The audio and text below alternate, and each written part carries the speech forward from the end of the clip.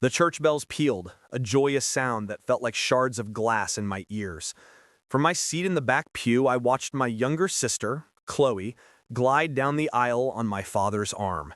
She was a vision in white, a radiant bride about to marry the man of her dreams. The man of my dreams, my ex-fiancé, Mark. She had stolen him, my ring, and my future, and our entire family had let her. They all looked at me with pity, the poor, jilted older sister. As Chloe reached the altar and took Mark's hand, she shot me a quick, triumphant smirk over her shoulder. She thought this was her ultimate victory. She had no idea that the perfect man she was marrying was a beautifully wrapped, empty box, and that I had just finished mailing the contents, his entire hidden fortune, to an offshore account in my name. The wedding wasn't her victory, it was my gift to her. A lifetime with a bankrupt fraud. Mark and I were together for 5 years. He was a charismatic, ambitious financial advisor who swept me off my feet. I, a quiet but successful graphic designer, was his biggest supporter. I designed his company's logo, built his website, and used my own savings to help him launch his boutique firm. I was his partner in every sense of the word. My sister, Chloe, was the family star, a beautiful, spoiled princess who was used to getting whatever she wanted. And one day, she decided she wanted my life. The affair was a textbook betrayal, a slow and venomous campaign of seduction and lies. She played the innocent, adoring sister-in-law-to-be, while he played the victim, telling her I didn't understand the pressures he was under. They thought they were discreet. They had no idea I had installed a keylogger on our shared home computer months earlier after becoming suspicious of his late nights. I had transcripts of every sordid message, every secret rendezvous plan. The day he broke up with me was a masterclass in gaslighting. He told me I was too focused on my career, that I didn't make him feel like a man. He made it seem like it was my fault. 2 weeks later, he and Chloe announced their engagement. My family's reaction was the final, devastating blow.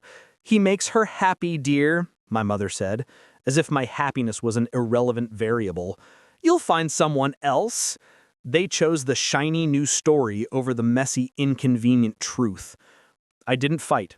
I didn't expose them. I let them have their perfect stolen fairy tale. My grief was a cold, hard, clarifying force. They had stolen my love story, so I decided to steal their financial one. Mark's business was a house of cards. He was a brilliant salesman, but a reckless investor. I knew from my time helping him that his entire firm was dangerously over-leveraged and propped up by a single massive and highly illegal offshore investment fund he managed for some very wealthy and very discreet clients. This fund was his golden goose, the source of his lavish lifestyle, and it was a complete secret. He thought no one knew it existed, but I did. I had helped him set up the initial encryption protocols for it, and I knew its fatal flaw. The fund was protected by a 3-tiered security system. He controlled the first 2 tiers, but the third tier, the final authorization for any major asset transfer, required a biometric key. Years ago, for emergency succession planning, he had registered 2 biometric keys, his and mine. In his arrogant haste to discard me, he had forgotten to revoke my access. He had left the keys to his entire hidden kingdom in the hands of the one person he had wronged the most. For the 6 months leading up to the wedding, I played the part of the heartbroken but gracefully silent victim. All the while I was working. I set up a new anonymous trust in a non-extradition country. Then, using my biometric key from a secure location, I initiated the transfer.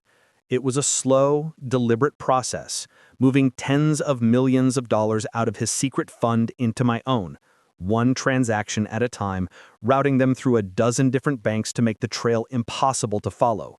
I timed the final transfer to complete at exactly 11 a.m. on his wedding day, just as Chloe was scheduled to walk down the aisle. Which brings us back to the church. As they exchanged their vows, for richer, for poorer, I almost laughed. At that exact moment, Mark's net worth was plummeting into the negative. My wedding gift was delivered to the reception. It was a simple, elegant envelope addressed to Mr. and Mrs. Mark Collins. Inside were two things. The first was a single, glossy printout of a bank statement from my new trust, showing a balance of just over $78 million. The second was a printed transcript of one of their most damning secret messages, the one where he called me a stepping stone and she called me a boring, predictable fool. I wasn't at the reception to see them open it, but I got a call from a cousin who was. She described the scene in breathless detail. How Mark's face had gone a ghostly white, how he had frantically tried to log into his offshore account on his phone, his hands shaking. How Chloe had read the transcript, her perfect bridal makeup ruined by a sudden ugly flush of fury as she realized her rich, new husband was a broke, lying cheat. The fairy tale had ended before the champagne was even served. The fallout was spectacular. Mark's wealthy clients, discovering their fund was empty, sued him into oblivion. He was facing criminal charges for fraud. Chloe, realizing she had traded her sister's happiness for a lifetime of debt and humiliation, left him within a week. My family, of course, tried to call. They were horrified, not by the betrayal, but by the consequences. "How could you do this?" my mother wailed over the phone. "I didn't do anything," I said calmly, looking at the window of my new apartment, a place I had bought with cash. "I just let them have exactly what they wanted, each other. And it turns out, without the money, they were worthless to each other."